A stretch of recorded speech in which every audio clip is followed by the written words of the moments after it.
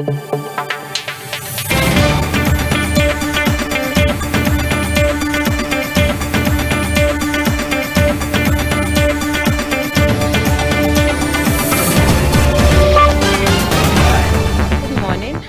to Ayogen Morning News. My name is DEBORAH ANJORIN. First, the headlines. Tinubu marks 73rd birthday today, seeks spiritual guidance for Nigeria. Lagos installs speed limits monitors, impose 50,000 naira fine. ECOWAS. Mahama briefs Tinubu on Sahelian states diplomatic tour. 60-year age limits, PDP and others knock reps, says bills against presidents and governors misplaced. Importers pays 1.5 billion war risk premium despite reduction in piracy. Customs intercept vehicles and others worth 1.7 billion naira. And now, the news in details. Tinubu marks 73rd birthday today, seeks spiritual guidance for Nigeria. President Bola Tinubu will, on Friday, join fellow Muslims at the National Mosque in Abuja for a special prayer session for the nation to mark his 73rd birthday, which is on Saturday. He will also use this occasion to thank God for preserving and supporting him in the onerous task of piloting the nation's affairs. Tinubu's special advisor on information and strategy, Mr. Bayo Ononuga, revealed in a statement he signed on Thursday. Tinubu's birthday coincides with the holy month of Ramadan and comes 2 months before his administration's second anniversary. And still on local news for this morning, Lagos installs speed limit monitors, impose 50,000 fine. The Lagos State Ministry of Transportation, in collaboration with Hawaii Technologies, has deployed 4 new intelligent transport system sites to monitor and detect speeding and manage traffic flows. The Commissioner for Transportation, Oluwaseun Osiyemi, announced this during a press briefing on Thursday, stating that the new installation would complement the existing automatic number plate recognition cameras and other traffic management solution devices. The checkpoint sites are designed to detect overspeeding. One is located at Alakpere, Ogudu Road, with a speed limit of 80 km per hour, while the other is installed at Nitel, Mobolaji Bank, Anthony Way, with a speed limit of 60 km per hour.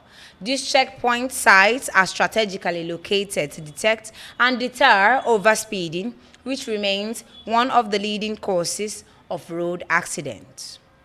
On the other hand, the e-police sites for traffic violation are installed at Allen Avenue Road Junction and Nuruddin Olowokpopo Road. These e-police sites are designed to detect a wide range of traffic violations, including running red lights, non-compliance with lane discipline, illegal U-turns, and reverse driving on highway, Osiyemi said. And down to politics news for this morning.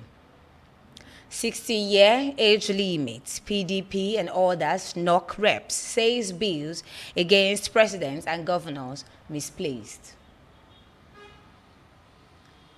The People Democratic Party, the coalition of the United Political Parties, and the Social Democratic Party has condemned the House of Representatives' moves to impose age limits for the offices of the president and governor in the country.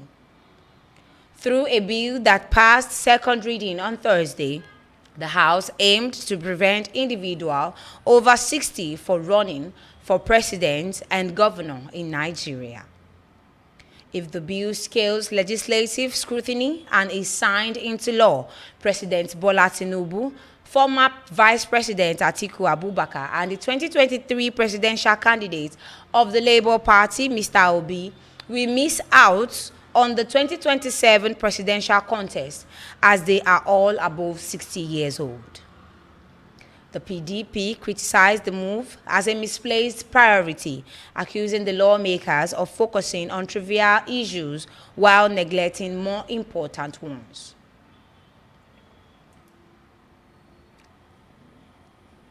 And down to foreign news, linking to the national news for this morning, ECOWAS, Mahama briefs Tinubu on Sahelian states diplomatic tour. President Bola Tinubu has received the briefing from the President of Ghana, John Mahama, who undertook the tour to tour the Sahelian states on a peace mission. Recall that the three states comprising Burkina Faso, Mali, and Niger has pulled out the Economic Community of West African States, ECOWAS, following the under-democratic change of government in those countries and insistence of the body that they return to democratic rule.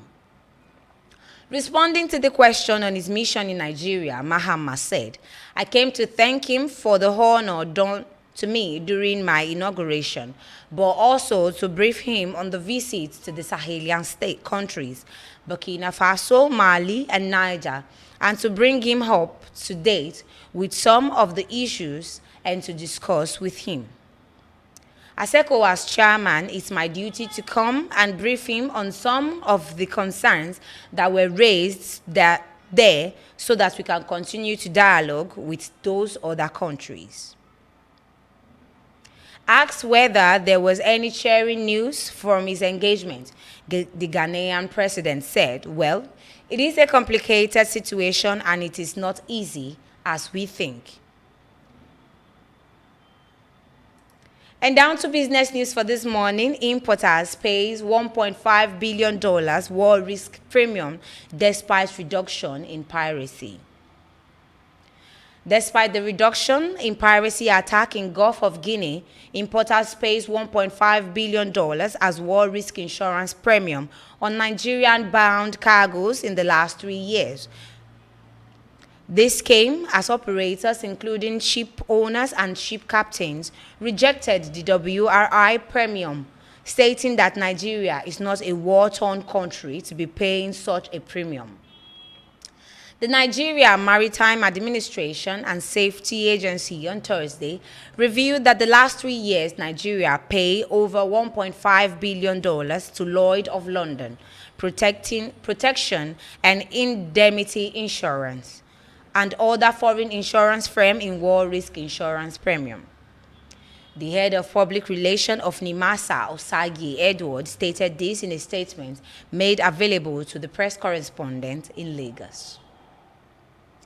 And lastly, on our news this morning, which is also business news, Custom intercepts vehicles and others worth 1.7 billion naira.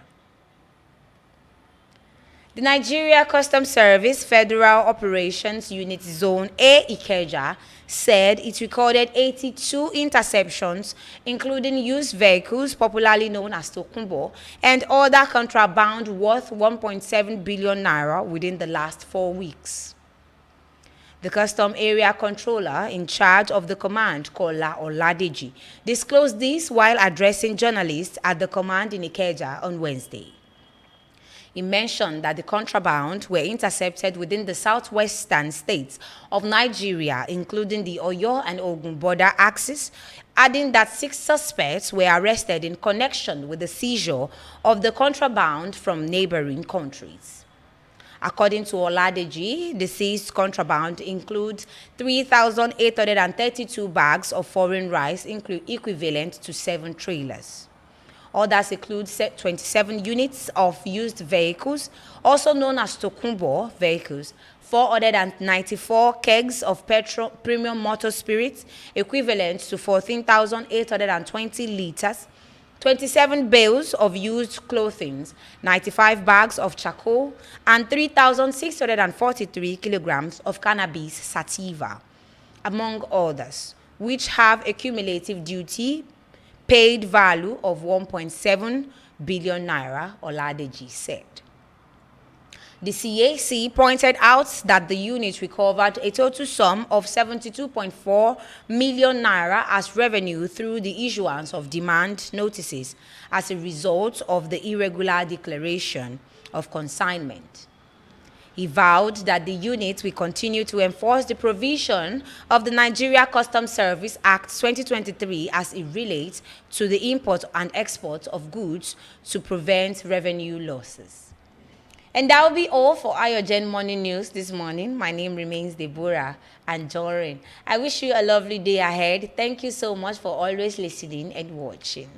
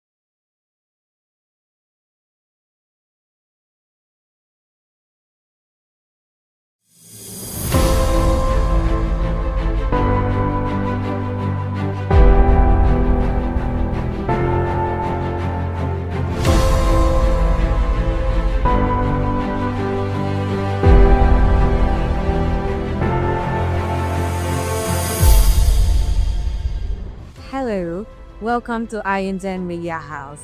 We offer exciting services like event coverage, event live streaming, studio live streaming session, music studio recording, TV session, news broadcasting, podcast session, and many other exciting services. Here at Ayogen, we innovate, we inform, and we inspire.